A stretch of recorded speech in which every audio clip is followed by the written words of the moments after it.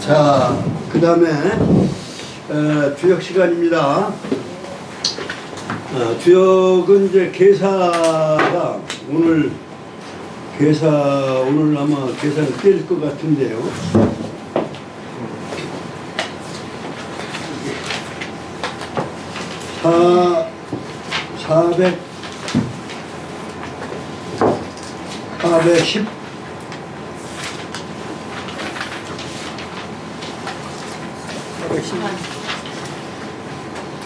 415쪽인가요? 16장 첫줄 네? 16쪽 천지서리의 성인이 성을 첫째 줄까지 한 거죠? 아니 고개 한 차례 한 차례. 그러면 하여튼 지난 시간에 많이는 못 나갔지만 지난 시간에 나간 부분을 기억을 되살리기 위해서 논어 시간은 여러분들이 그래도 쉽잖아요. 근데 주역은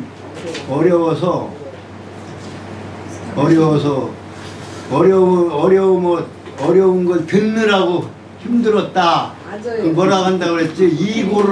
이고 한다고 그랬지. 이고. 오늘도 이고를 하시겠습니다. 재밌게 귀가 고통을 느낄 거야. 한 시간 동안 이고 하시겠습니다. 수고하시는 게 아니라 수고는 괜찮아요. 무슨 말인지도 못 알아듣겠고 힘들고 그런데 그냥 듣고 있으려면 귀가 고통스러워. 그래서 이고 귀자 수고할 것자 이고 시간입니다. 마지막 장에 두 거는 거기서부터 이 문장을 전체 읽고 그 다음에 이제 해석 부분은 중간에 하겠습니다. 마지막 장입니다. 주역에 있어서의 주역의 말씀을 달아놓은 부분이 어디라고 그랬죠? 괴사와 효사. 괴다 매달아놓은 말씀을 괴사를 하고 효에다 매달아놓은 말씀을 효사라고 하는데 이 두 가지를 통틀어서 다 같이 매어놓은 말씀이다 해서 계사라고 한다. 그리고 그 계사라고 한 부분을 통해서 주역의 전반적인 그리고 주역의 매달아놓은 말씀들을 풀이하는 하나의 방향, 방법 또 이런 것들을 쉽게 소개하신 것이 공자가 쓰신 시빅 중에 계사, 상편과 하편이다.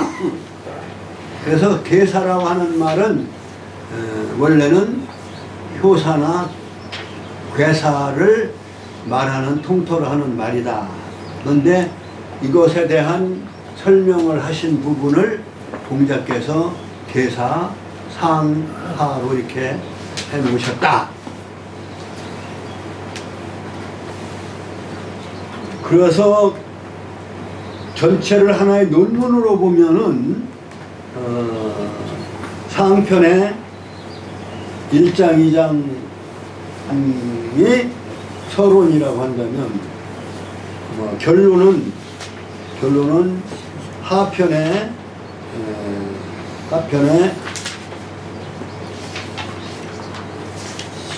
6, 7장, 8장부터 8장,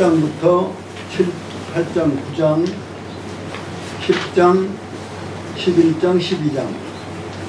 12장도 이제 결론 부분이에요. 결론의 결론 부분이라고 말할 수가 있습니다.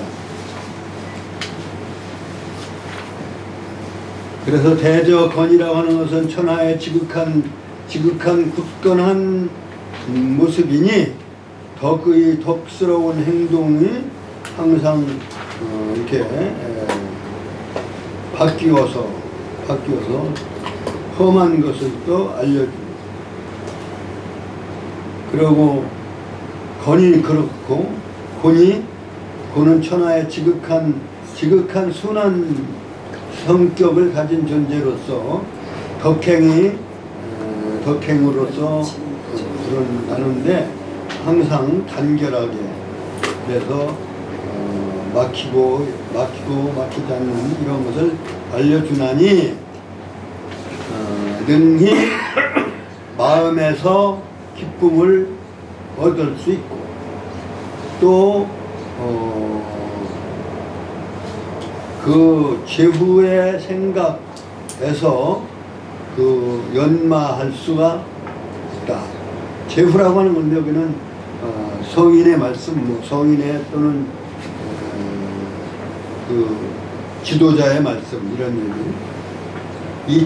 제후라고 할 때 이렇게 쓰기는 한데 여기서는 앞에 있는 제자는 저로 읽어야 되고, 이것은 제후에 걸리는 제자가 아니고 능열저심할 때 저자와 같이 갈지자 늘었자 능열지어심, 능연지어 후지려, 이렇게. 그래서 마음에서 기쁨을 얻을 수가 있으며, 지도자의 생각으로부터 그 연마할 수가 있어서 천하의 길흉을 정해줘서 전해주며, 천하에 힘쓰는 자를 위해서 이루게 되느니, 이러한 역의 도리가 이루어질 수가 있나니 시고로, 이러므로 변화를 말하면은 길사에는 성서로움이 있다라고 하고, 그리고 상징적인 표현으로서의 상사를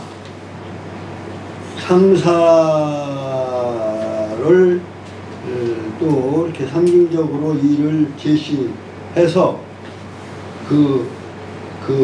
어떤 기국, 그것을 안다는 그 기국을 하는 그 범위를 알 수 있게 하나니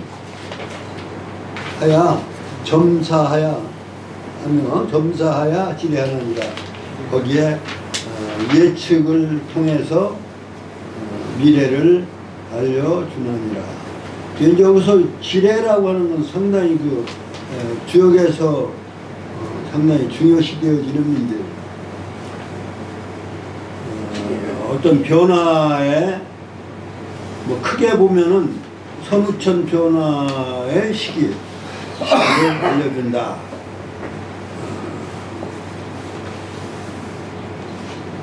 여러 번 얘기를 드렸습니다만은, 우리가 지금 살고 있는 한 50년은 인류 역사에 한 5,000년의 변화를 능가하는 그러한 급격한 변화, 질적으로나 양적으로 큰 변화를 가져오는, 주역은 그러한 변화의 논리를 사실은 암시를 하고 있다, 이런 얘기를 했습니다만, 다시 말하면 여기 지례라고 하는 것은 미래의 변화를,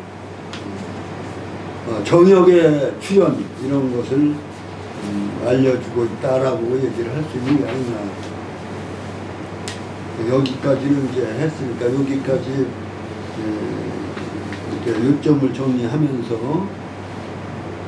읽으시고 계속해서 끝까지 성독을 하겠습니다. 부거는 시작. 부거는 초나지지고냐니 덕행이 항이 지험하고, 부고는 초나지지고냐니 덕행이 항이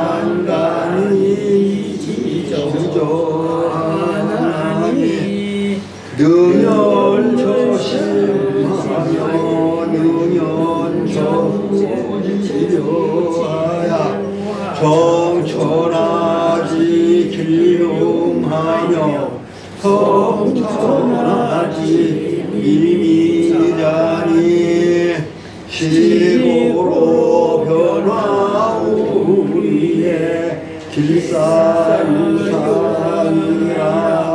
삼사야 지비하며 점사야 지혜하니라 천지소리 어려운 성인이 성능 인모귀모의 백성이 여름하니라 팔괘는 이 상고하고 효다는 이 정원하니 강유잡거의 빌흉을 가견의라 변동은 이연하고 길흉이 정천이라 시고로 애오상공이 길흉이 생하여 원근이 상시 대린이 생하며 정이 상감이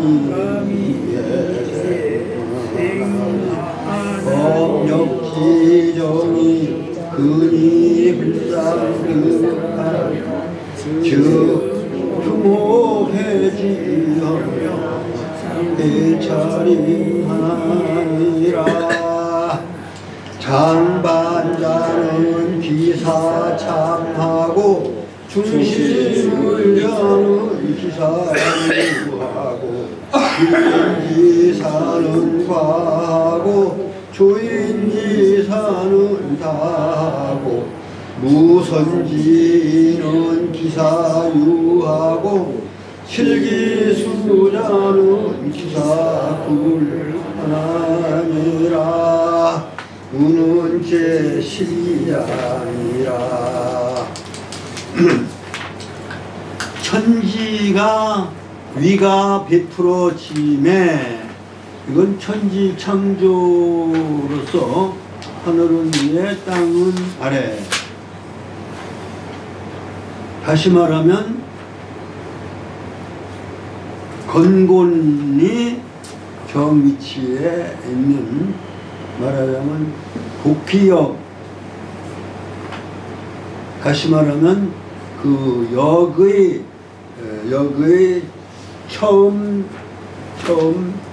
시흥 처음 일어난 시기에 그러한 하나의 건곤쾌의 위상을 말하는 것이다 이렇게 볼 수가 있습니다.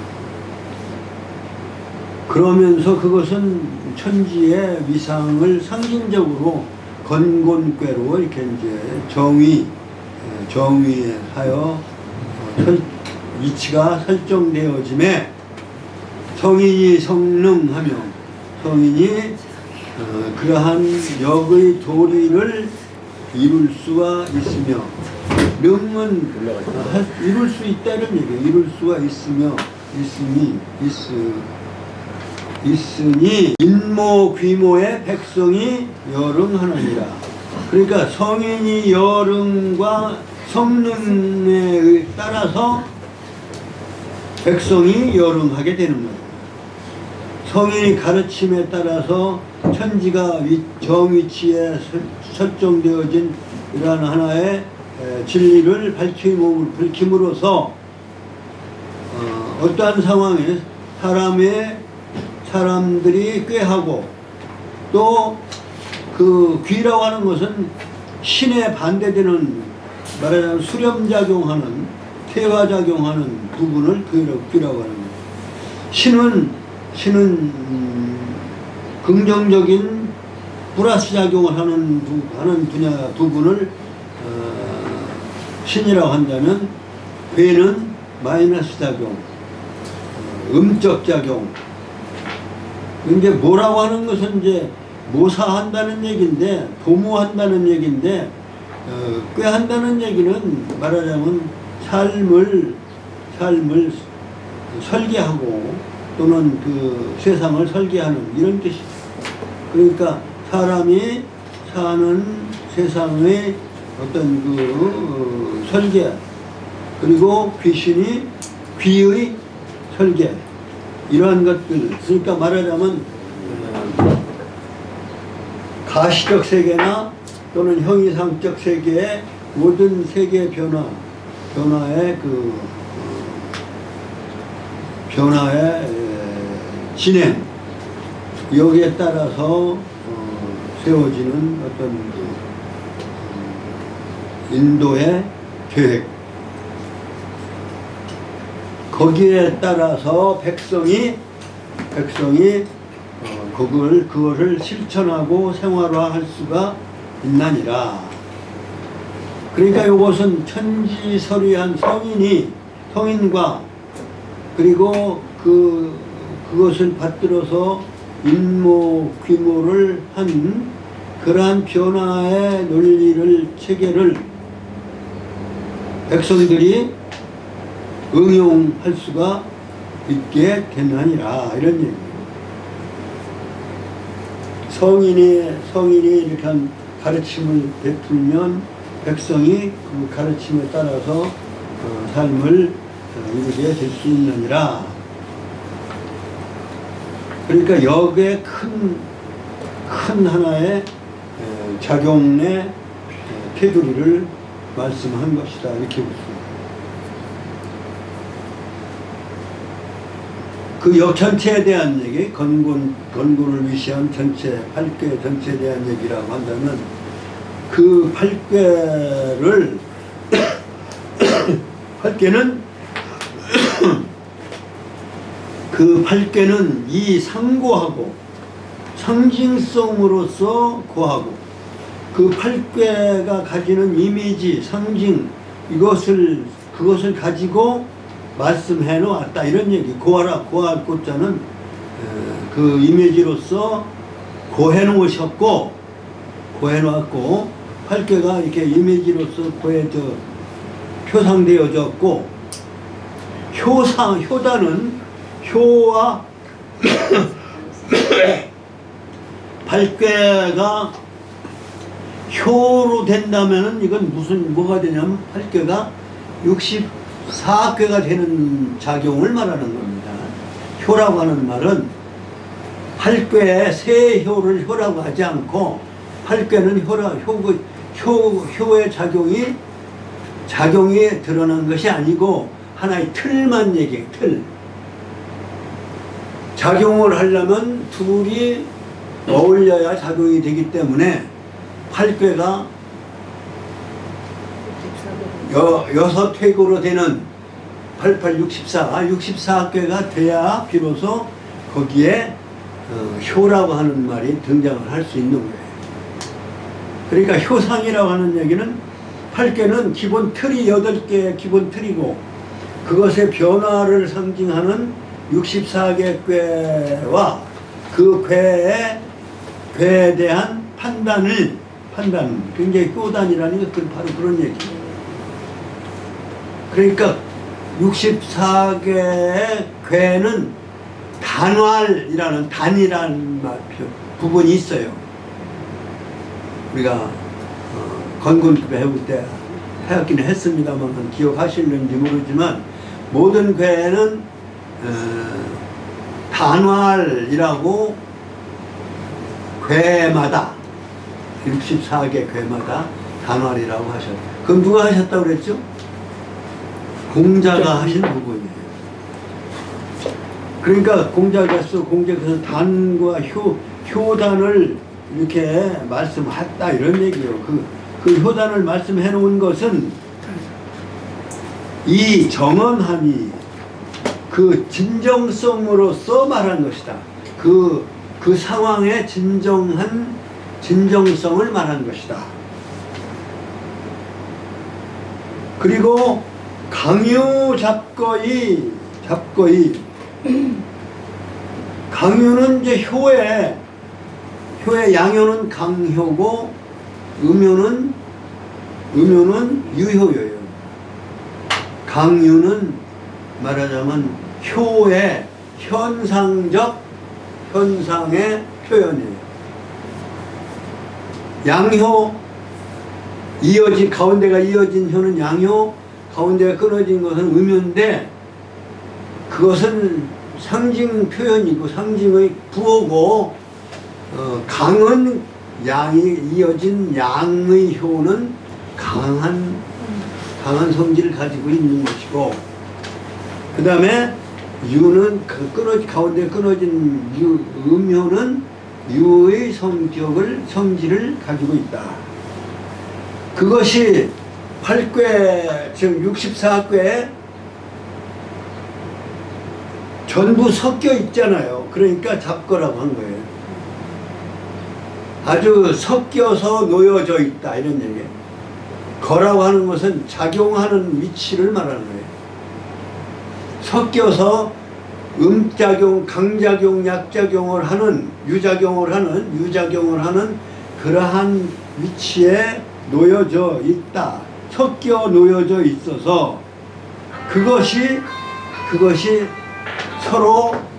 서로의 관계에 의해서 길흉이 생겨난다 이런 얘기예요.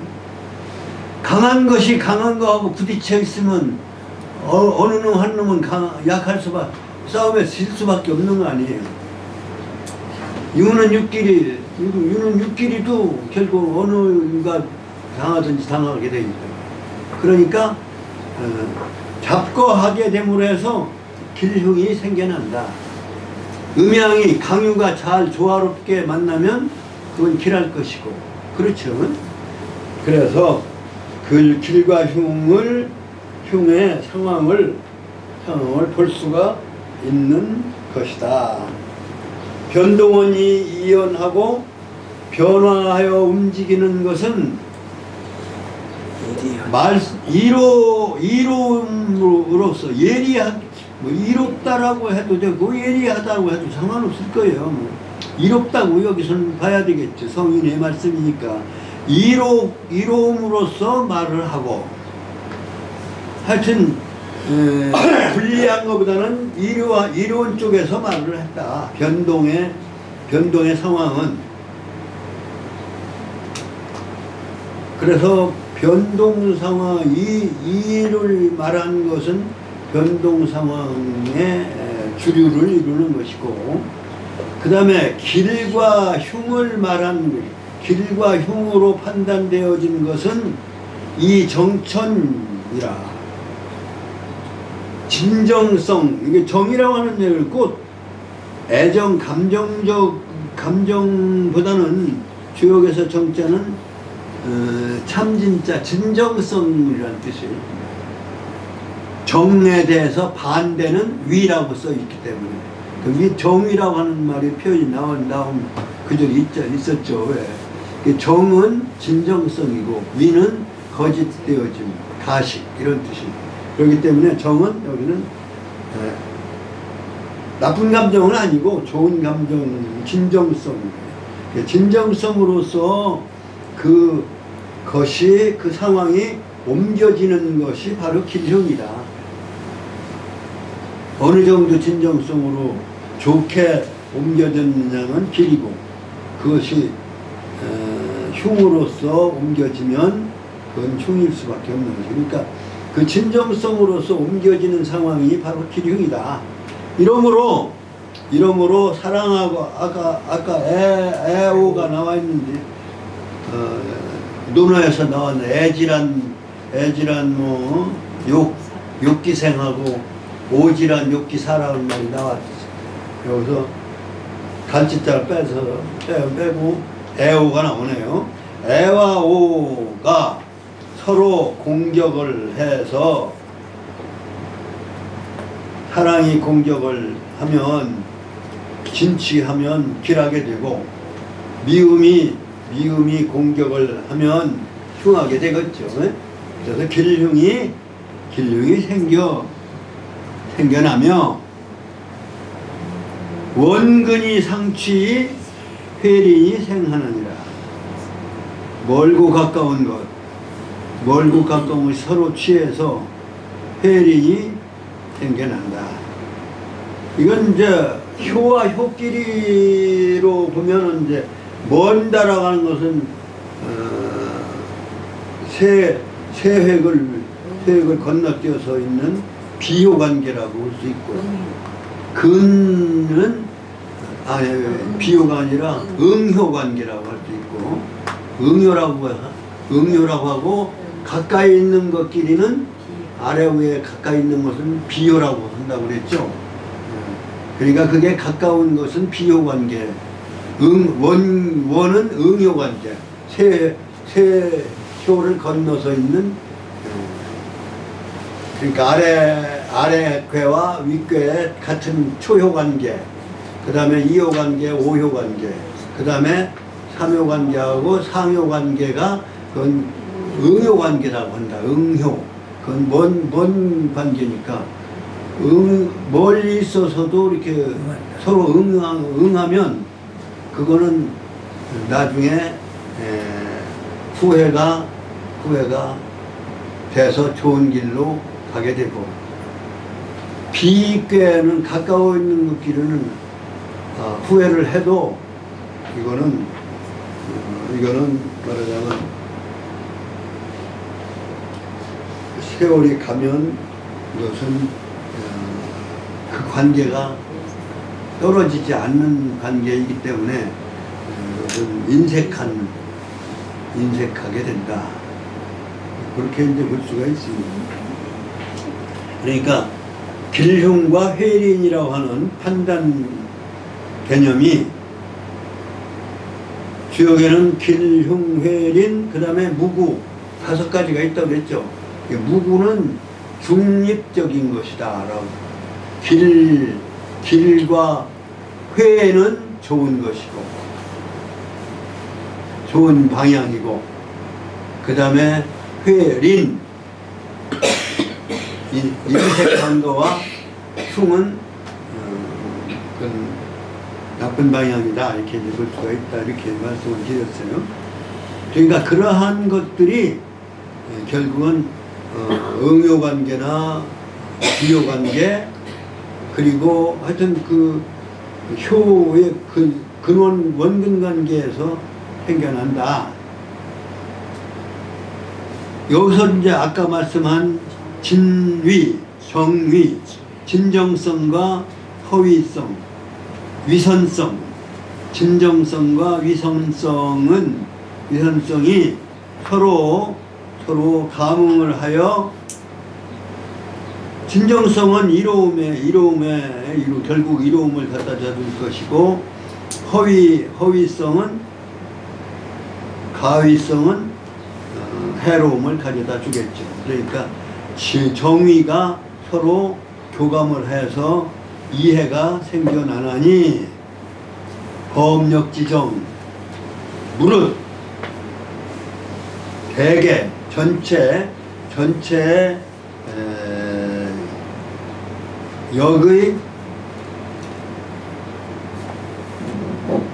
역의 그 진정성은 근이 불상득 하면 가까우면서도 서로 얻지 못하면 즉 흉옥해지하며 회찰인 하나니라.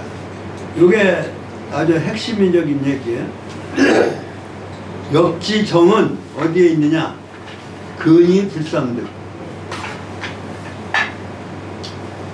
멀어도 서로 상득하면 좋겠죠. 그런데 가까우면서도 서로 얻지를 못하는, 다시 말하면 위 또는 애오의 미워함이 거기에 얻어지지 못하는 거예요. 사랑이 얻어지면, 서로 사랑하는 관계가 얻어지지 않는다면,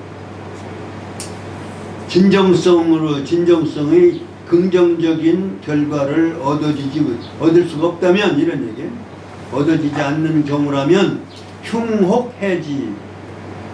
흉하거나 또는 해롭게 되는 것이며, 또 후회하거나 인색한, 이것도 사실은 결과적으로 뭐 후회해서 좋은 방향으로 가지만 또 인색해서 좋은 경우를 놓지 않으려고 억지로 붙잡고 있으려고 하는 것이 이이고, 잘못을 뉘우치고 버려버리고 좋은 쪽으로 가는 것이 후회예요. 근데 여하튼 간에 이 두 가지 결과적으로는 나쁜 결과에 있기 때문에 회찰인 이것도 결국은 불상득, 비호관계가 서로 도움을 주지 않는 데에서 오는 것이니라, 이렇게 봐야 되겠다, 이런 얘기입니다. 그거 자연적인 질서죠, 사실. 어떤 면에서 예를 들어서 음요와 음요끼리라고 한다면은 질투를 하거나 아니면은 서로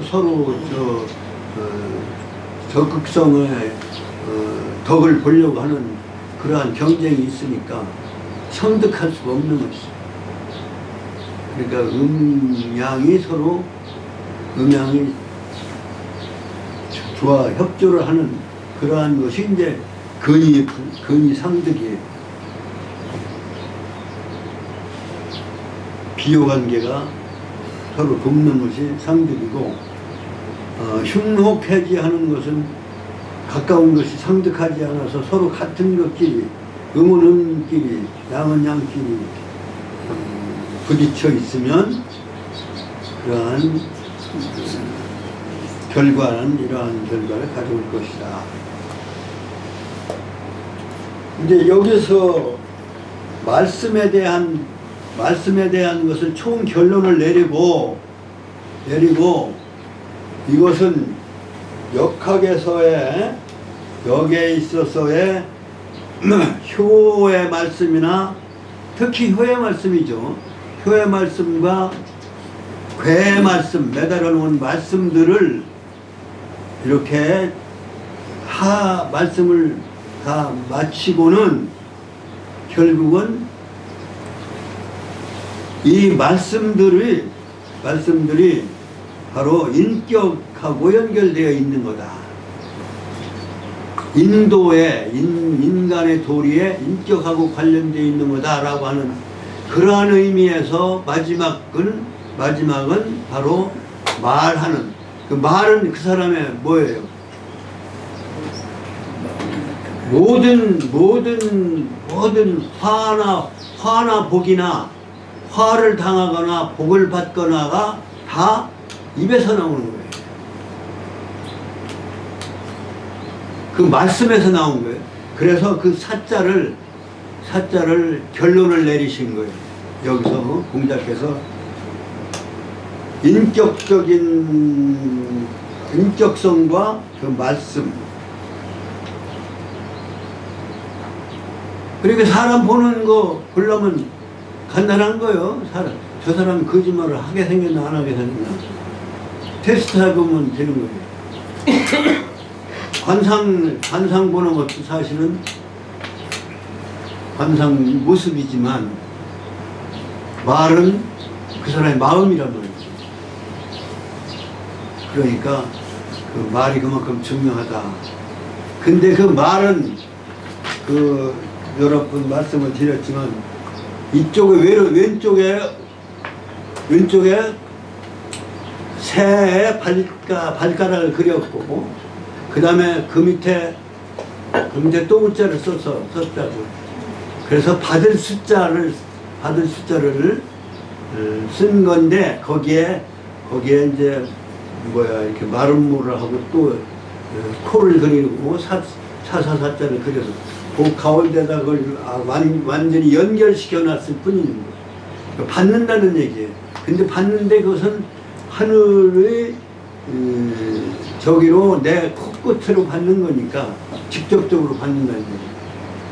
이게 칼도자라고 봐야 되겠죠. 이게 말씀사자 왼쪽에 지금 칠판이 없어서 지금 이렇게 지금 말씀드리는 게, 그건 받을 숫자에 받을 숫자에 말하자면 확실한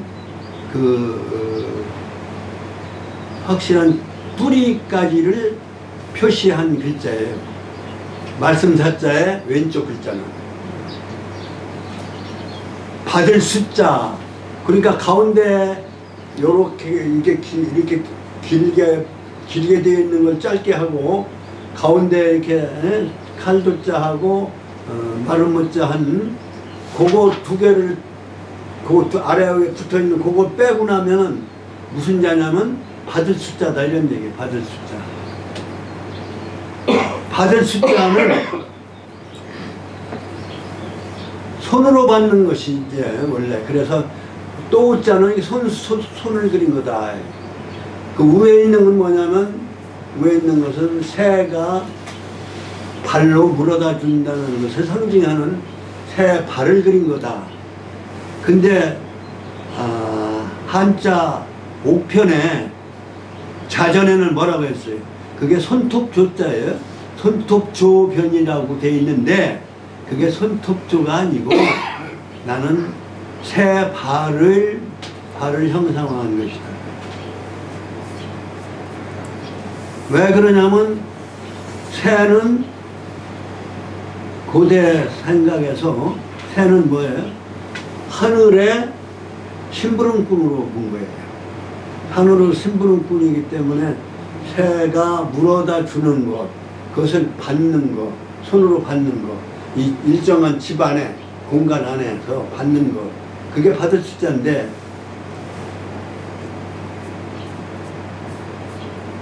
그냥 물건을 받는 형상이 아니라 이거는 뭐예요? 마음으로 주는 그 연결고리에 이렇게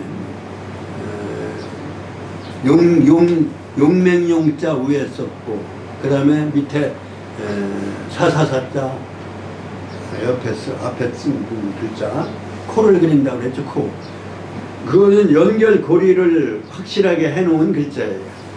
그 주고받는 것이 아주 분명하고 확실한 끈과 그 매듭을 연결고리를 만들어 놓은 글자가 말씀 사자의 왼쪽에 있는 거죠. 오른쪽에 있는 글자는 천간에 매울 신자다 이렇게 했잖아요. 설명을 드렸기 때문에 내가 안 써도 되겠는데 그것은 분별한다는 뜻이 되고 여덟 번째 놓여진 글자가 분변변자도 이게 매울 신자를 두 개를 써서 가운데 선칼도를 해서 분변변자다 이런 말씀을 제가 드렸죠. 그러니까 8이라고 하는 숫자는 10사이클 도수 논리에서 이게 갈라지고 나누어지는 가장 큰 수예요. 8궤로 나누어지는 8자도 거기에 나오잖아요. 8이라고 하는 숫자는 나누어지는 가장 큰 수이기 때문에 모든 것을 나누는 걸 상징하는 글자가 바로 8팔자를 쓴다. 그 8팔자를 그러니까 하면서 내 코를 그리면 그건 공적인 것이 된다. 그래서 귀공자를 씁니다. 그 코를 그린 사사사자, 그게 사사사자인데 그 코가 바로 내 사적인 걸 의미한다. 그것만 그려놓고 사사사자라고 해도 되는데 물건 별을 가지고 내 것이다 갖다 놓았을 때 벼화변에 써서 그 사사사자로 확실하게 사자가 구별되어졌다 이렇게 얘기를 했습니다만 그 8이라고 하는 숫자 나뉘어지는 분변되어지는 그러한 것에 글자가 매울 신자예요. 그러니까 하느님이 내려자 주셔서 내가 깨달은 말씀인데 하느님이 전해 주셔서 하는 말씀인데 그 말씀은 뭐예요? 사리가 분명하고 그리고 이 옳고 그른 것이 나뉘어질 수 있는 그러한 성숙되어진 완전히 열매가 되어서 열매는 나눠지지 않아요. 열십자는 열매를 상징하기 때문에 그건 나눈다는 것은 열을 나눈다는 것은 기계적으로 톱으로 칼로 자르는 것이 돼버려요. 그래서 열십자는 나눌 수 없는 하늘의 마지막 수로서의 마지막 사이클의 수이기 때문에 그래서 그 십수를 하도낙서에서 십수를 근거로 삼은 이유가 거기에 있는 거죠. 그래서 천도를 상징하는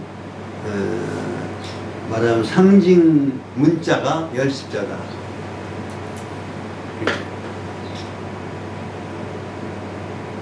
그래서 그것을 나눈다는 얘기는 이치를 따져서 나눌 수 있다는 얘기가 돼요.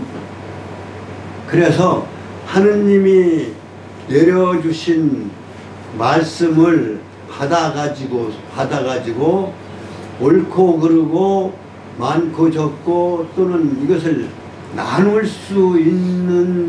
나누어서 볼 수 있는 그러한 문장이 바로 말씀 사자다 이런 얘기예요. 그 논리적으로 쓰여져야 돼요. 사자는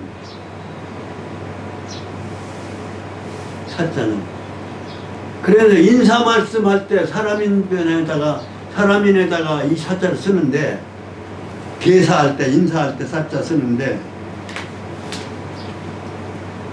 두리뭉실이 이것도 아니고 저것도 아니고 뭐 이 말 하는 건지 저 말 하는 건지 딱 이렇게 이치를 나누어 볼 수 없는 얘기를 한다면 이건 사가 아니에요.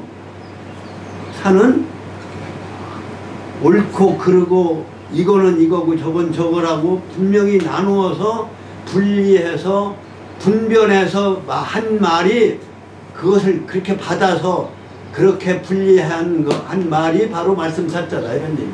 하늘이 가르쳐 주신 뜻을 받아가지고 그것을 옳고 그르고 많고 적고 선과 후 논리적으로 이게 나누어서 조리 있게 말한 것이 사다 이런 얘기. 그러면 이 사에 비해서 말씀 원자는 어떤 글자냐? 말씀 원자는 그야말로 하늘이 점 찍고 하나 그으면 그건 하늘이에요. 점 찍고 하나 그으면 하늘을 위해서 이게 그 밑에는 이게 두 위자를 썼지만 이건 새 제비 같은 새가 날아오는 그러한 그림에서 온 거라는 거죠. 그 형상. 그러고서 그 밑에 뭐예요? 그 밑에 입구자를 붙인 거예요. 그것도 새가 하늘에서 내려다가 입으로 물어다 준 내용이다 이렇게 돼요. 근데 그것은 옳고 가는 것을 따지지 않고 들리는 것을 말하는 거예요. 듣는 말, 하는 말, 입으로 하는 말을 말할 때 언이고 그것을 조리 있게 정리한 말이 바로 사다 이런 얘기예요. 지금 이제 설명이 좀 장황하긴 했지만 요점으로 얘기하면 바로 그거예요. 말씀 원자는 소리로 직접 듣는 말이고 그것이 졸가리가 있거나 논리적으로 맞거나 선우 앞뒤를 어떻게 말하는 이런 상관없이 그냥 소리가 들리는 말이고 직접 귀로 듣는 말이에요. 언이라고 한다면 그것을 그 언변에 쓴 거는 이제 전부 이제 그 말인데 나하고 하는 말일 때 나호자를 쓰면 그게 말이 어가 되는 거예요. 어가. 그게 어요. 그게 나에게서 나오는 말이란 뜻이에요. 어라고 하는 거. 그러니까 언어 하면은 사실은 언어는 들리는 말이고 들려오는 말이고 어는 내가 하는 말이에요. 그 다음에 그것을 아주 구성을 맞춰서 잘 엮어서 말한 것은 그것은 논이라고 그래요. 논. 그러니까 사하고 논하고는 비슷하겠죠. 사하고 논하고는 이제 비슷한 말이 되는데 사는 이제 문장화 되어질 수 있는 말, 문장화 되어지는 말. 논은 줄거리를 순서에 맞춰서 쓴 옆에 윤자는 엮을 윤자예요, 사실. 그 아래 이렇게 쓰여 있는 글자가 윤자예요. 엮는다는 줄가리대로 큰 건 작은 대로 이렇게 울타리의 의미가 있어. 울타리. 그러니까 엮어져 있다. 사람인별에 쓰는 뭐예요? 그것이 차례가 잘 맞춰서 엮어져 있다 이런 뜻이에요. 그러면 뭔지요? 윤리라는 게 바로 그거예요. 높고 낮은 뭐 아래 위 선후 좌우 이런 것을 잘 엮어진 인간관계 그게 윤리예요. 그래서 윤리의 윤자나 논리의 논자는 거기에 그 논어를 논자는 말씀을 잘 차례대로 전후 사방 또는 상하를 잘 엮어서 구성해 놓은 구성해서 한 말 그게 논이다. 그러니까 의논을 하려면은 잘 따지고 해야죠. 그러니까 의논 논자가 됩니다. 그렇게 편집한 책이 논어예요. 그러니까 공자님의 말씀을 성인의 말씀을 앞뒤 선후 상하를 잘 엮어 맞춰서 편집해 놓은 책이다. 그렇게 논한 것이요. 그러한 말씀을 한 것이다. 그래서 논어.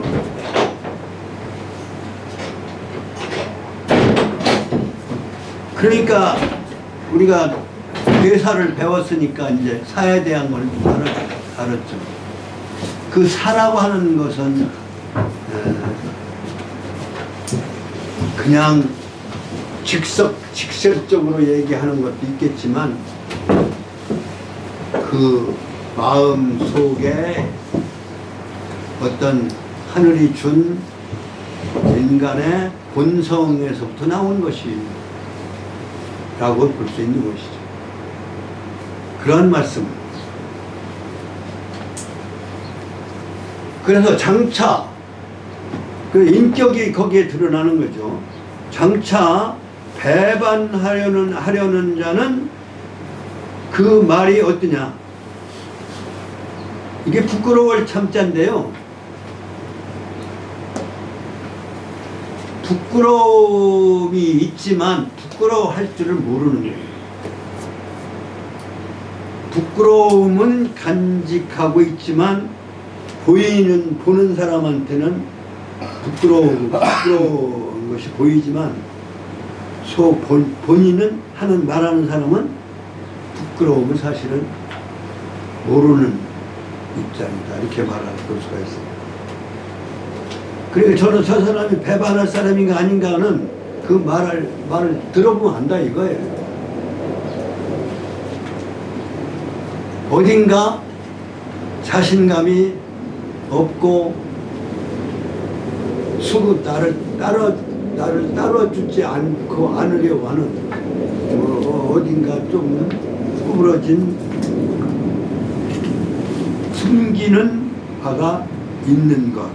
부끄럽다는 얘기는 숨기는 바가 그 말이 숨기는 바가 있고 중심의자는 중심이 의심이 많은 사람, 말에 자신감이 없는 거죠. 그렇죠? 의심이 많은 내가 저걸 믿지도 않고 그러는데 믿지 않는 사람이 말을 나오면 무슨 말이 나오겠어요? 나 모르겠다고 그러겠죠. 모르겠다. 그런데 모르겠다고 하면 차라리 괜찮은데 그것도 아는 체 하려니까 어때요? 이렇게도 얘기했다 저렇게도 얘기했다.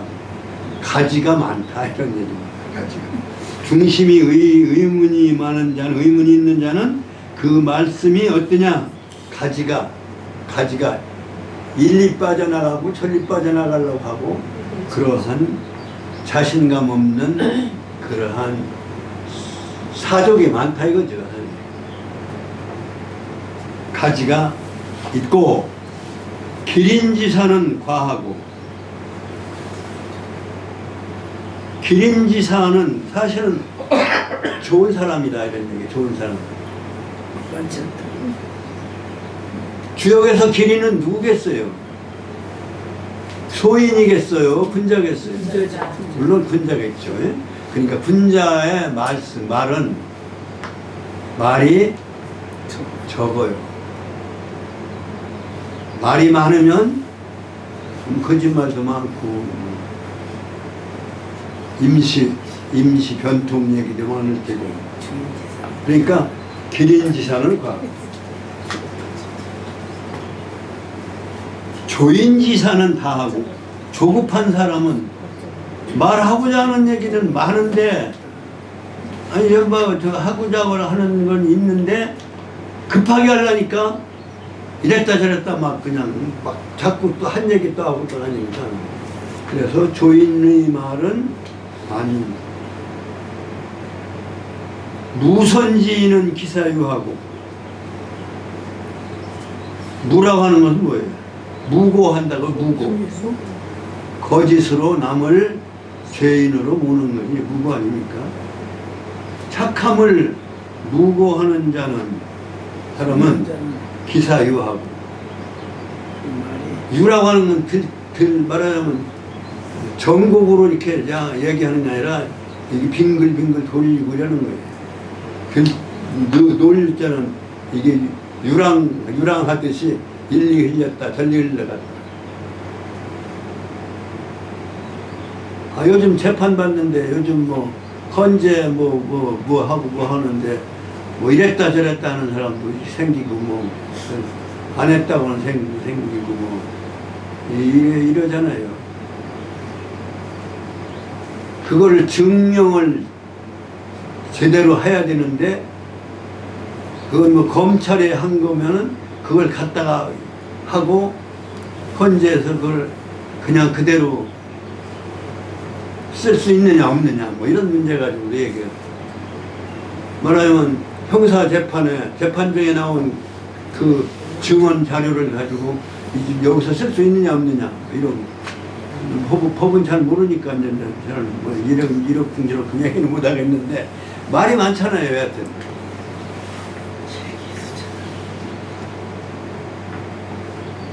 예, 무선지인 착함을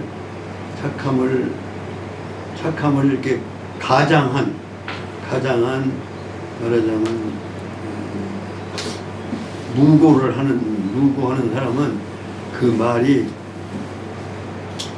아주 딱 정확하고 정착되어 있는 게 아니라 이렇게 흘러갔다 저렇게 흘러갔다 놀고 있는 거죠. 놀고 있는 거. 기사유하고 실기수자는 그 자기의 위치를 지킴을 잃어버리는 자는 기사굴하고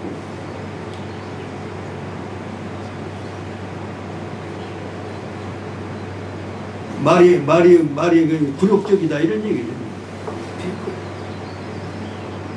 그 지켜야 할 자기의 본심을 잃어버린 자는, 그 지킬 것을 잃어버리는 자는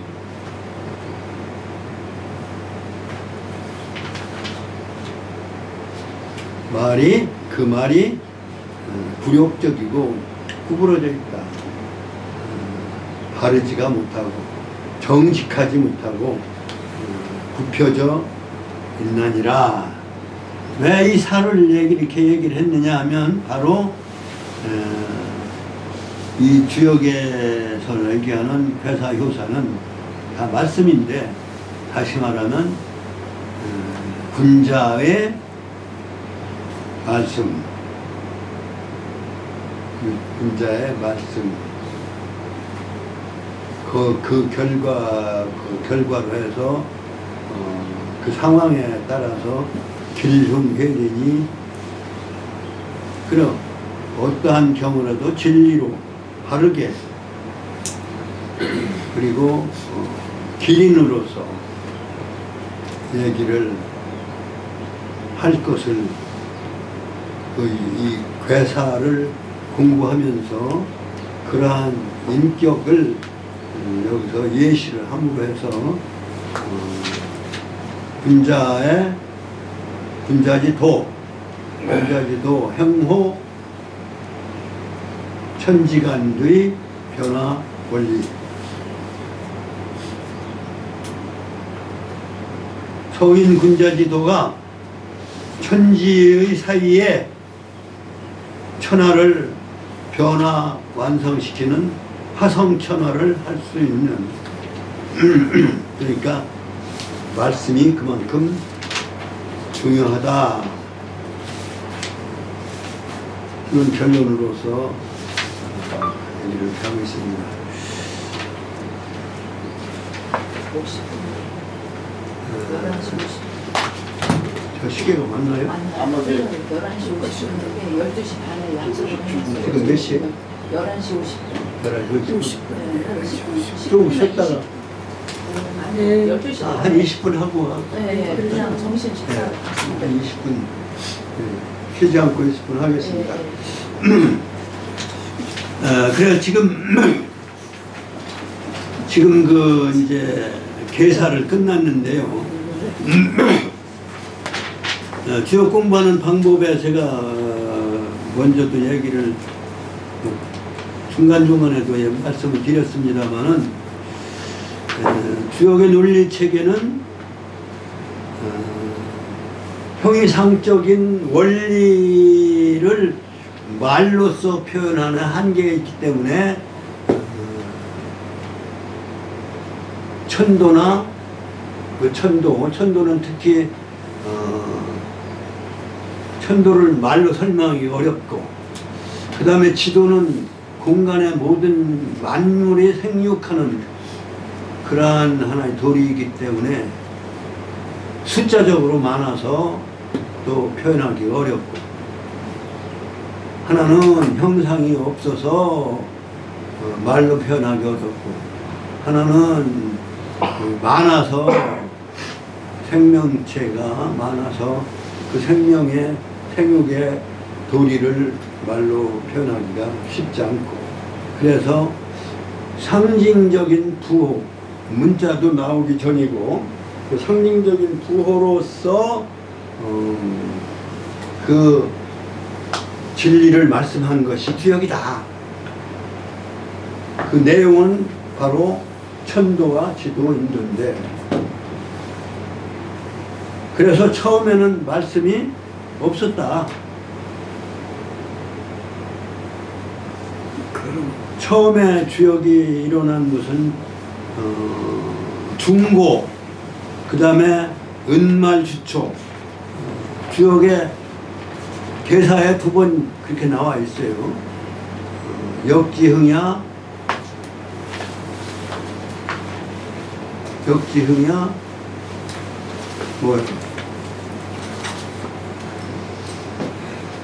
중고혼조, 한 구절은 그렇게 나오고, 역지흥야, 당, 은지, 말세, 주지, 성덕이한저, 두 군데가 나오는데, 중고 시대는 상고 시대는 이제 원시 시대지만 그러니까 수인 씨하고 유소 씨 성인이 그러한 성인밖에 없었고 중고 시대인 복희 시대부터 이제 여기 나옵니다. 그래서 그런데 그 상징 부호를 수로서 한 것이 하도낙서이며 그 하도낙서가 바로 시간 공간의 생장 성수의 상징성을 표상한 것이고, 이제 수를 중심으로, 다시 말하면 시간성을 중심으로, 그 다음에 공간성의 부호를 중심으로 공간의 논리를 상징화한 논리 체계가 괴효 논리다.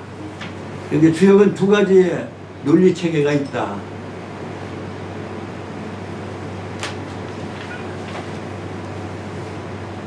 그런데 엄밀하게 우리가 주역하면은 우리는 어떻게 알고 있느냐면 괴효 논리 체계만으로 우리가 이해를 하는 것이다.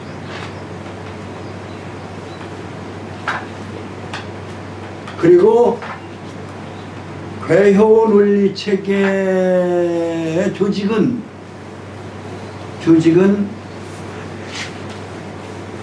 음양 양의로부터 시작을 하고, 양의라고 그래요. 거둥의자, 말씀은 변에 오를 의자 써요. 거둥이라는 얘기는 모습이란 뜻이에요. 모습. 저 사람의 거둥보소, 저 사람 모습보소. 이 모습이라고 하는 것은 다시 말하면 상징적으로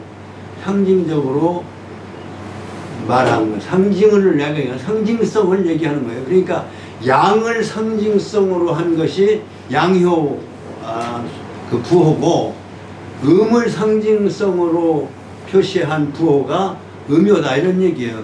그게 두 모습이, 양의 모습과 음의 모습이, 그래서 이것을 두 모습, 두 거둥 양의라고 한다. 그것이 나누지 않은 상태의 상황을 태극이라고 한다. 그래서 태극의 원리가 현상적으로 나타나면 음 아니면 양으로 나타나는 거예요. 근데 양이 서로 조합을 하면 어떤 조합이 나오냐면 네 개의 조합이 나오잖아요. 양양, 음양, 그 다음에 그래서 그 이의 제곱 조합, 이의 제곱은 4 아닙니까?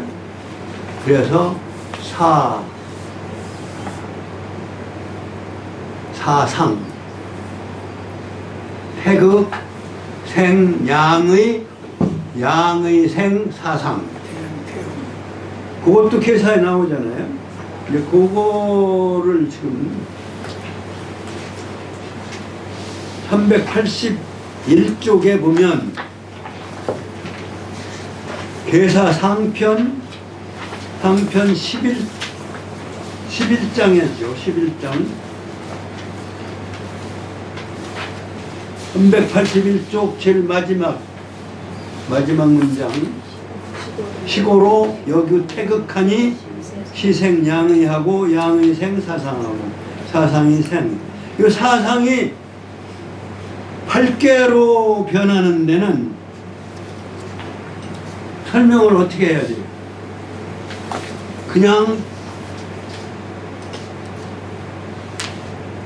그냥 2 곱하기 2가 4니까 4 곱하기 2 해서 나온 거냐?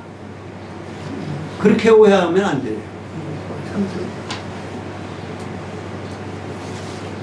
그냥 2배, 2배수 곱하면 그럼 또 다 풀리는 그게 아니고 사상이 8개가 되는 거는 사상까지는 인간 존재를 빼고 인도를 빼고 천도와 지도만을 가진 그러한 현상 세계의 상징 논리예요. 존재, 현상적 존재, 인간을 포함한, 인간을 그 안에다 넣고, 다시 말하면 인간도 다른 생물과 똑같은 지도 안에 있는 존재로 보고 세상의 존재 법칙을 4가지로 본 거예요. 그게 사상이다. 태양, 태음, 그 다음에 그 겉모습으로서기 때문에 우애가 양으로 나타나고 아래가 음인 경우에 그게 소양이에요. 소양. 그 다음에 겉모습이 음이니까 소음은 어떠냐? 우애가 음이고 아래가 양일 때 소음이다. 그거는 인간 존재를 포함한 모든 세상 천지 만물의 존재의 모습을 상징으로 한 그러한 분류예요. 존재 법칙이에요. 그렇기 때문에 사상. 그러니까 인간도 사상으로 나눌 수 있는 거예요. 그래서 거기서 사상, 마음 먹기에 달려서 사상이 뭐 태양이 태음되거나 이렇게 될 수가 없는 거기 때문에 인간이 거기에 인격적 존재로서 인도가 거기에 관여되지 참여되지 아니한 인간도 천지의 자연물로 포함되어진 세계 존재의 존재 법칙이 말하자면 사상 원리다. 그런데 8궤부터는 인간이 거기에 인간의 도리가 인도라고 하는 그러한 요소가 자연 질서 천도와 지도와 함께 하나의 요건으로서 하나의 존재로서 거기에 참여하는 그러한 논리가 바로 시작된 것이 8궤부터예요.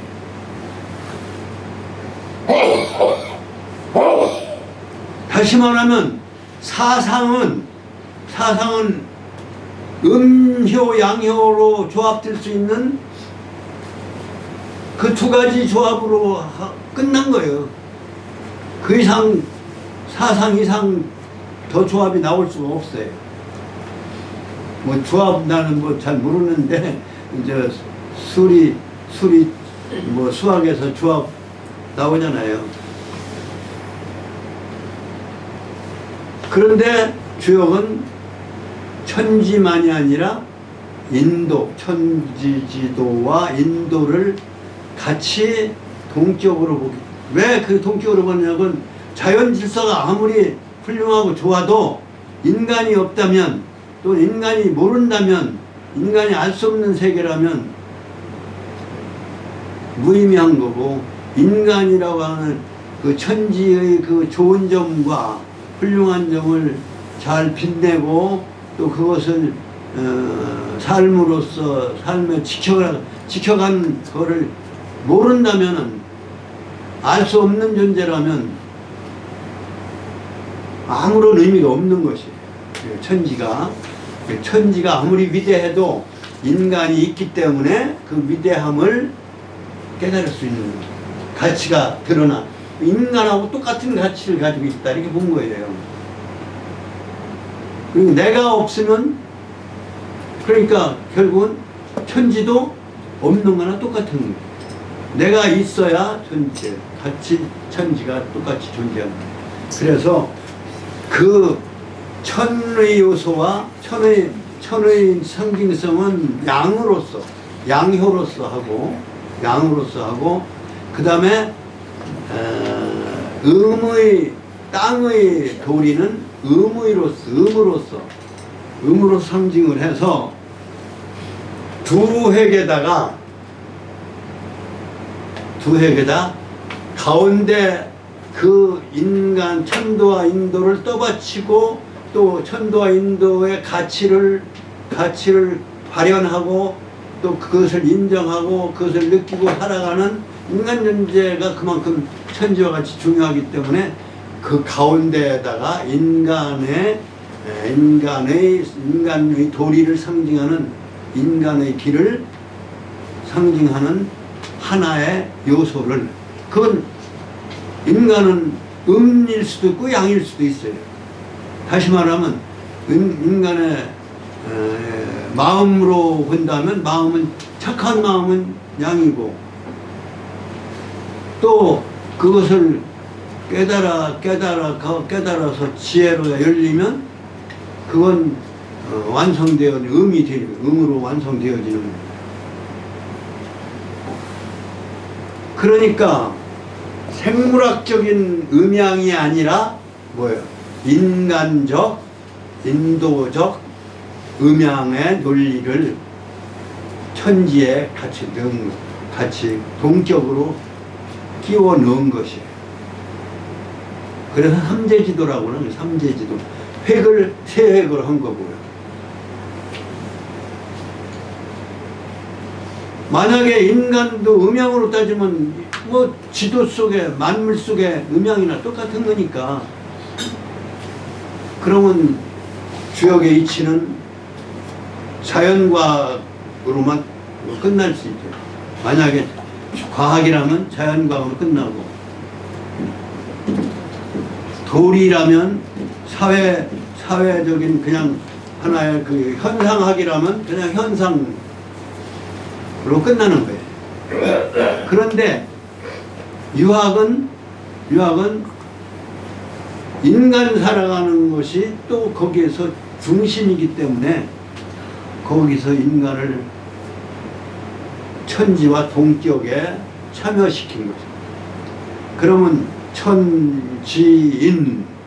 천인지 이 세 조합으로 이루어진 음양인데 세 조합으로, 그러니까 2의 3승이 되는 거예요. 2의 자성은 사상논리로 끝났지만 그 한 요건인 인도가 하나가 플러스가 되니까 3이 되는 거예요. 2의 3제곱. 그러면 답이 얼마예요? 8이죠. 그게 8이잖아요. 8. 그래서 8개가 나온 거예요. 음양양효인데 그것이 세 가지로 이렇게 했기 때문에 3제곱을 한 거예요. 그러니까 2, 4, 4, 2, 8. 그래서 2의 3제곱은 답이 8이잖아요. 그래서 8개가 나온 거예요. 그러면 그 이상은 그러면 거기다 참여시킬 게 없지 않나요? 귀신을 거기다 참여시켜요? 그럼 내획으로 하면 되겠죠.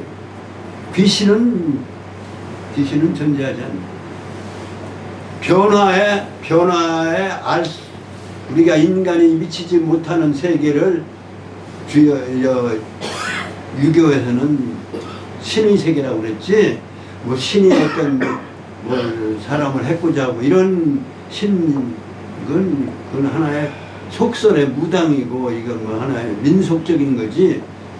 주역에서 신은, 유교에서 신은 변화무쌍한 인간이 지혜로 알기 어려운 세계의 그 하늘의 변화를 신이라고 한 거예요. 원한 기독교나 이런 데서 보는 인격자로서의 신이 아니라 인격적인 신이라기보다는 하나의 자연 질서의 그 어떤 주제자로서의 신이라 이렇게. 그렇기 때문에 세 개면 다 끝나는 거예요. 이 세상의 모든 존재의 존재 근거는 하늘, 땅, 그리고 인간 존재. 그러면 땅에 있는 만물들의 존재 근거는 천지로서 나오고, 다만 인간은 그 땅에 있는 만물 존재가 아닌 하나의 천지와 동격, 천지를 깨닫고 알아볼 수 있는 존재. 그래서 그것은 인간이 스스로 그렇게 태어난 게 아니라 이거는 뭐 진화를 했든 간 어쨌든 간에 이거는 역시 하느님의 피조물이죠. 만물이 그런 것처럼 하늘의 피조예요. 그러니까 이것은 우리가 태어나 우리가 인도로서 우리가 참여하고자 해서가 아니라 바로 천지의 산물로서 하느님과 동격이 땅님과 동격일 수 있는 그러한 존재로 벌써 피조되어진 거예요. 내가 태어나고 태운 게 아니고. 그러니까 천지가 존재의 근거이면서 또한 인간도 그 인간의 존재 근거로서 천지가 동격이 되는 것이다.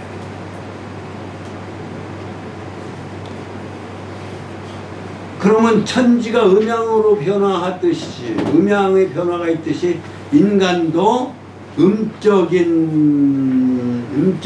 어떤 그 변화와 양적인 변화가 그래서 음양이 거기에 이제 인도인 가운데 회계도 음양으로 이렇게 조합이 이루어지는 거죠. 그래서 기본 틀을 형성한 것이 모든 이 세상의 모든 존재, 세계 존재의 기본 틀을 세 획으로 음양효의 세 획으로 이루어졌다 이렇게. 그러면 8궤로 끝나죠. 8궤로 끝나죠. 그 이상은 어떤 공식이나 그러한 틀이 있을 수가 없는 거예요. 그의 기본 틀은 8개다. 그리고 그것은 기본 틀이다. 천지인의 그 구성의 기본 틀이에요. 그게 8개로 기본 틀이 이루어진 거예요. 근데 그 전체가 천도 양이고 땅도 양이고 인도도 양인 것은 전체가 양인 것은 바로 하늘의 천도의 상징이고 그 다음에 땅도 음이고 인도도 음이고 그 다음에 천도도 음인 그러한 하나의 상징적인 표상은 바로 땅이다. 본궤다. 그래서 8궤 중에서 그러면 뭐가 우두머리냐? 건곤궤가 우두머리가 되는 거예요. 그래서 건곤궤를 부모로 이렇게 합니다.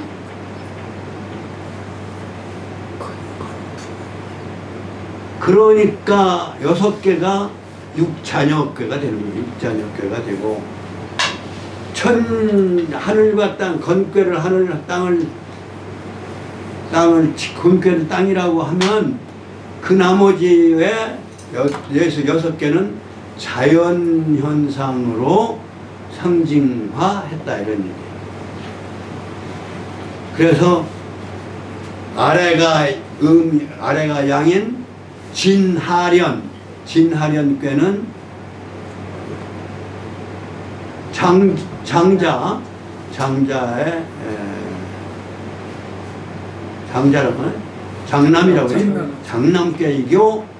장남궤이고 우주 만물의 자연현상에서 말하면 봄에 이렇게 모든 생명을 깨우는 특히 식물을 다른 동물도 역시 겨울에 잠을 자지만 말이죠.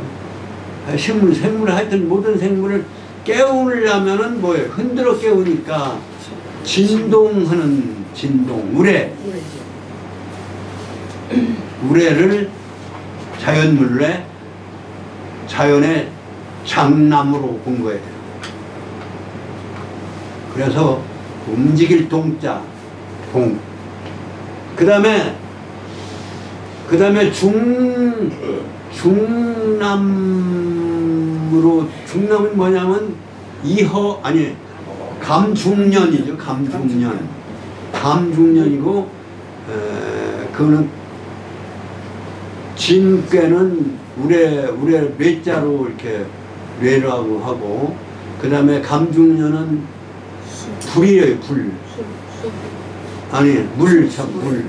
수. 예. 수인데 그냥 수가 아니고 궁중에 있는 수분이 아니고 구덩이에 담겨진 물이기 때문에 그걸 감이라고 그래. 구덩이 감자 감꾀라고 이름을 붙였고 그건 중남꾀다 이렇게. 그 다음에 마지막 소남꾀 제일 위에가 양인꾀. 아래서부터 첫째, 둘째, 셋째. 첫째, 가운데, 셋째, 막내. 말하면 장남이 아니라 소남이죠. 이제 어린 아들, 어린 셋째 아들이 그게 이제 위에가 양인, 마지막 양이니까 양이 태어난 거니까 그거는 겉으로 이렇게 양이고 속은 어둡고 컴컴해서 안 보이는 음이다. 아래가 음이고 위에가 양이. 그게 바로 뭐냐 자연물이 산이다. 산은 이렇게 삐쭉하고 양이죠. 양이 삐쭉하니까 양인데 안에 속에는 음이라 안 보인단 말이죠. 안 보이니까 음이다 말이죠. 그래서 산을 소남꾀로서 그래서 소남꾀를 간꾀라고 하고 자연물을 산이라고 했다. 그런데 같은 논리로 이제 음이 처음 생겨난 그 아래가 끊어졌다 해서 하절 아래가 끊어졌죠. 아래가 음이니까 끊어져 있는 모습이죠. 위에는 양이고. 그래서 이건 하절인데 그것은 장녀죠. 음으로서는 첫 장녀. 그런데 괴 이름은 뭐예요? 괴 이름은 바람. 겉으로 양이 움직이기는 하는데 무언가 안 보이는 게 그 음이 하나가 작용을 해서 겉이 양이니까 그 위에가 양이고 아래가 음인데 아래 음인데 보이지 않는 게 무언가 작용을 하는데 겉으로는 흔들리고 나타난단 말이죠. 그래서 손꾀라고 하고 바람을 자연물의 바람을 상징으로 한 거예요. 그 다음에 중녀 가운데가 음으로 태어난 괴가 바로 이허중인데 이꾀인데 사실은 그게 불이에요. 현상은 불이야. 왜? 아래 위가 겉으로 양이고 속에 안 보이는 음이기 때문에 속에 안 보이고 겉으로 환하고 밝은 것이 뭐예요? 그게 불이잖아요.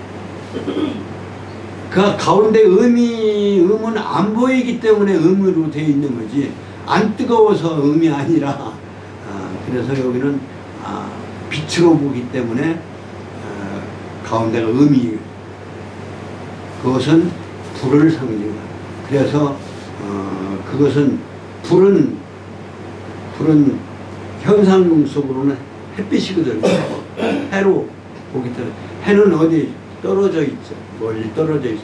그래서 또 떠날 이자를 썼어요. 떠날 이. 떨어져서 멀리 떨어져 있을 이자. 이 거리 할 때 이허중 가운데가 비었다 해서 이허중. 그 다음에 이제 마지막에 소녀가 소녀과가 위에가 음인괴가 아래는 양이고 위에가 음인괴. 그게 이제 연못으로 이렇게 그 구덩이하고 연못하고 이게 구덩이는 그냥 물이 고여 있는 데고 연못은 뭐예요? 모든 생명이 생명의 보고가 연못이에요.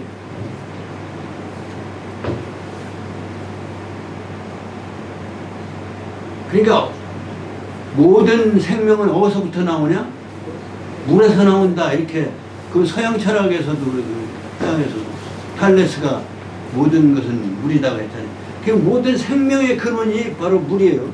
그 연못 속에 있는 것이 모든, 그러니까 연못 속에는 모든 즐거움이 있는 곳이야. 즐거움이 뭐예요? 출산이 즐거움인 거예요, 사실. 아픔이 아니라, 고통이 아니라, 아픔이 아니라 즐거움이에요. 고통의 끝에 그 고통을 잃어버릴 정도의 기쁨을 주는 것이 바로 출산의 고통 아니에요?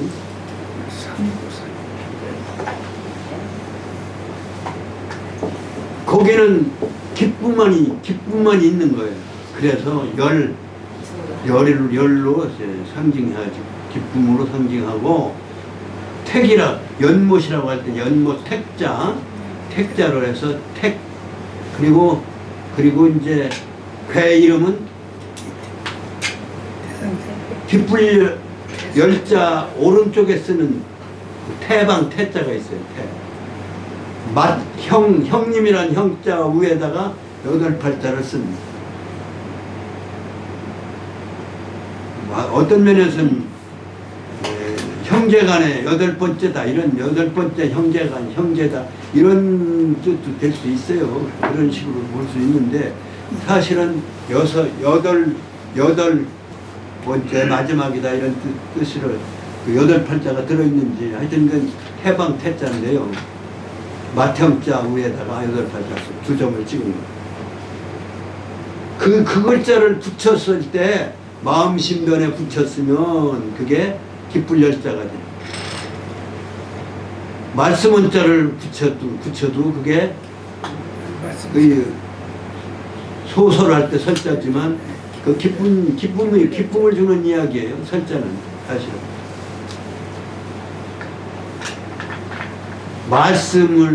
말씀으로 기쁨을 주고 말씀으로 기쁨을 남기는 또는 하는 그러한 역할을 하는 괴다 해서 거기다 태자를 붙이는 거예요.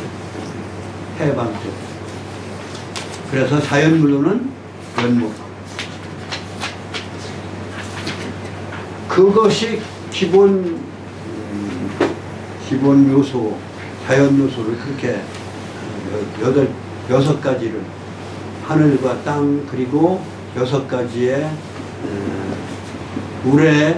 물의 천둥, 그 다음에 물, 그 다음에 산, 언덕, 그 다음에 바람, 그 다음에 불, 그 다음에 연못. 이 6가지를. 그것에 의해서 자연이 변화를 하니까 그것이 조합되어져서 88은 64개가 돼요. 64개가 돼도 결국은 건괴와 건괴는 하나예요. 곡괴와 곡괴가 결합되어진 꾀도 8개. 그거를 그냥 8꾀에 건괴하고 구별하기 위해서 또는 진괴하고 구별하기 위해서 중천 또는 곤괴는 진괴는 중뇌 아까 뇌라고 그랬죠. 우뢰 중뇌진 중화이 중수감 중태택 태택태 중택태 두가 거듭 중자예요. 중자는 거듭해서 결합되어진 그러한 죄꾀끼리 결합되어진 8꾀를 포함해서 서로 이렇게 조합이 이루어져서 팔에 팔조합을 하죠. 88은 팔에 2. 그건 8의 2가 아니고 2의 음양 2의 8제곱이지 8제곱. 8자승.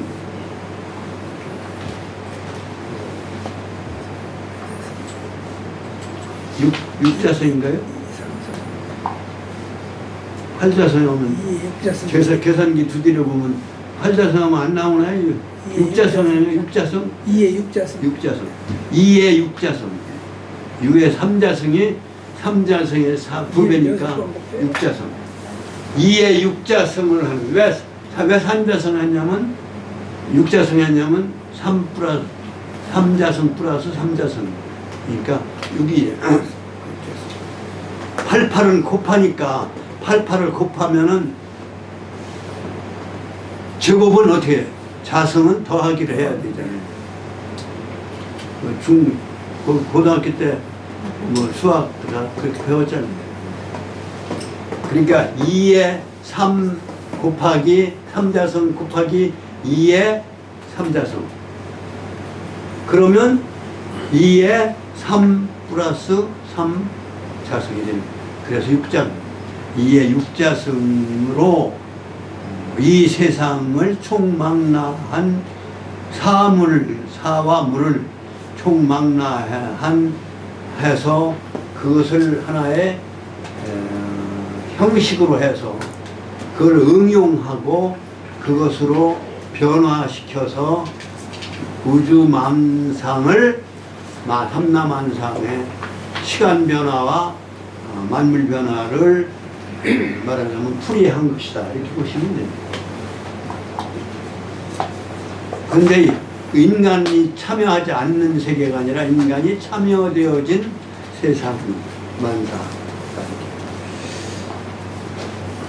그래서 그러한 논리를 중심으로 계산이나 설계를 부분 다시 한번 읽어서 확인하면서 괴효로 들어가기 전에 서괴로 들어가기 전에 한 번 더 그거를 한 2주에 걸쳐서 해보겠습니다.